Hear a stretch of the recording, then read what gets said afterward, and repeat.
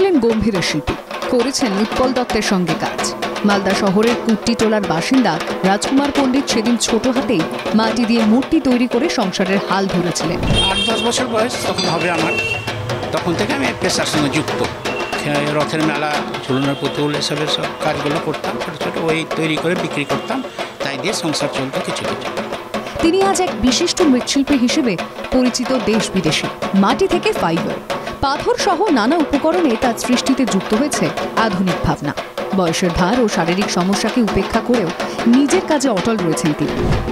বড় বড় কাজগুলো করতে লাগলাম, তার সঙ্গে সঙ্গে আরও কিছুদিন পর ফাইবার গ্লাসের কাজগুলো করতে লাগলাম, স্ট্যাচুর কাজগুলো করতে লাগলাম। অর্ডার প্রচুর, এবারই 11খানা কাজ ছেড়ে দিয়েছি আমি।